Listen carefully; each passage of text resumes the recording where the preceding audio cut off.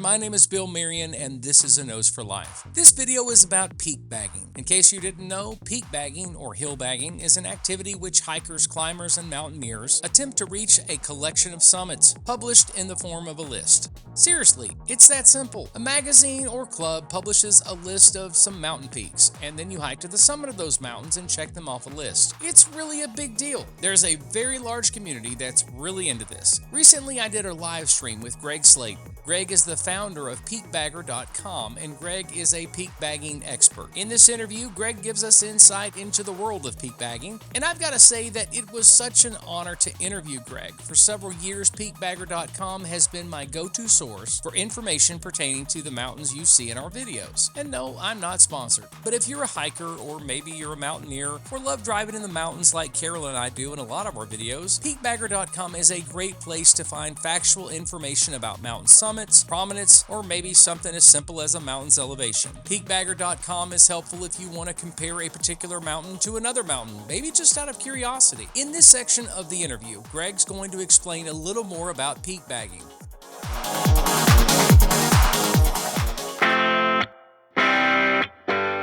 You were talking about this earlier, right before we signed on. You were talking about how peak bagger, it's a slur. Can you talk about that? Like, it's almost an insult amongst that community. Oh, sure, of course. If you read the serious climbing literature, like the American Alpine Club journals and stuff like that, the best climbers and the sponsored athletes in the world now who are at the top of their game, they don't really care about getting to the top of mountains anymore. They want to climb the hardest routes because pretty much every mountain has already been climbed. And the easiest route is not exciting anymore because that's the way everybody goes, and it was done a long time ago. So the upper echelons of the sport are these incredible athletes who do single push first ascents of Yosemite National Park and El Capitan, or they go to the Himalaya and climb the north face of Nanga Parbat in record time and all this crazy stuff. And a lot of times they just turn around before they even get to the summit because they finish their route, they're all done, they go back down, and they get written up in the climbing magazines, and they have awesome photographs to show of their ascent. But they see someone, if they're climbing up the hard new route on a major peak, and they see some tourist climbing up the backside on the easy trail, they say, oh, he's just a peak bagger, he just wants to bag the peak, and we are doing the real climbing, and okay. So, but as a peak bagger, I'm part of the reason I chose that name for the site is I want to reclaim that word as something positive, because as I said, not everybody can do these incredibly difficult first ascents of new routes, but a lot of people can hike, they can bike, they can drive their cars up to certain peaks in the Appalachians, they can scramble, they can ski, they can snowshoe, whatever. They're all different ways to get outdoors, and I find peak bagging is a great way to add structure to my outdoor adventures. I'm like, oh, here's a list of peaks. I'll try to get up all of those, and some peaks will be easier than others, some will be this way, but in general, for the most part, I think most of us try to find the easiest way up, because a lot of these peaks are hard, if you especially have a significant list, and each one offers a new experience, new interesting things about it, and it's fun. And as I said, we're having fun, and the serious alpinists are having their fun too, and there's nothing wrong with that.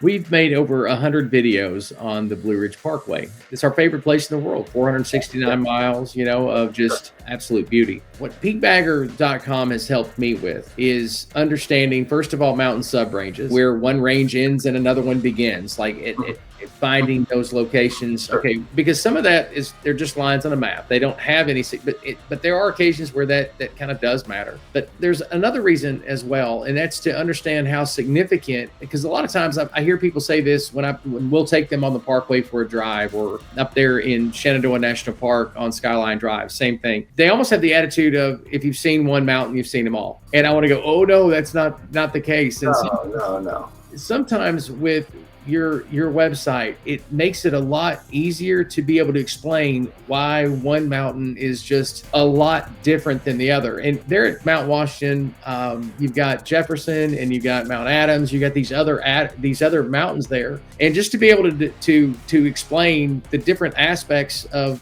each of the mountains and why this one would be a monster to climb versus this other one, why that would be a monster to climb. Makes it a lot of fun because you're able to explain to somebody else. Maybe they're interested or maybe they haven't done that hike. I know a buddy of mine, he's got a YouTube channel. He's the Kilted Adventurer and he hikes in mountains as well. But if we're talking about mountains, instead of just going by elevation, a lot of times we'll either go to prominence or something else to be able to explain why one hike is difficult hike compared to the other ones. There's this whole area there where it's not, the prominence there isn't that significant. These are all, they're 6,000 foot peaks, like one after another one, all in that area. Yeah. But once you get up in your elevation, once you get up 2,000, you know, from the bottom up to about 5,000 to 6,000 feet, it's just, at that point, you're almost walking hills through certain areas. You know, it doesn't mean it's easy, but I'm just saying it's not the same as, let's say, I don't know, climbing Pikes Peak. Yeah, Pikes Peak, by the way, has a road to the top, so that's really easy if you want to climb that. So are you biased when it comes to like Mount Mitchell or Mount Washington, for example? Are you biased towards, you know, mountains like that where there are roads that lead to the top, you know? No, because the peaks I like to climb, there are plenty of them that are hard.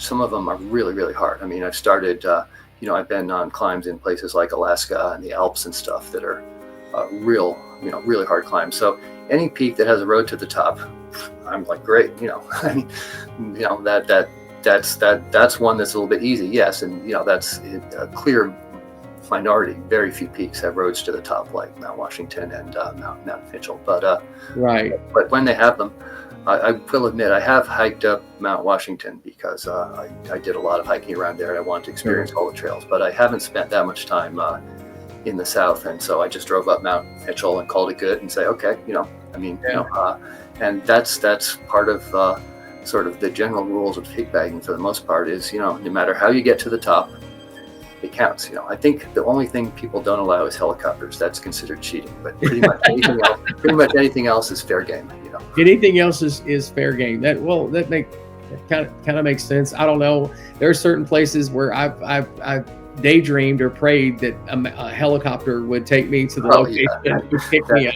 That's true. Sharp Top Mountain in Virginia has some insane prominence right there. I mean, Jefferson at one point, Thomas Jefferson owned the land there all the way from a different, I guess about 50 miles north from Monticello down to Sharp Top. He owned all this land and he went down there and he was convinced it was the largest mountain in North America. He was convinced of it. You know? I heard that the first person to climb Grandfather Mountain in North Carolina thought it was the highest peak in the Americas too. Sure, absolutely. Yeah. From one region to the next, when you tell somebody that these mountains are higher than, let's say, the mountains that they grew up with, it's almost fighting words. I mean, it's like, what do you mean? I was told the elevation was this. You're like, yeah, but the prominence here, or vice versa. Like the elevation of these mountains, it's more significant. These people get really. You can tell people that elevation only tells you one thing about a mountain. And that is how thin the air is.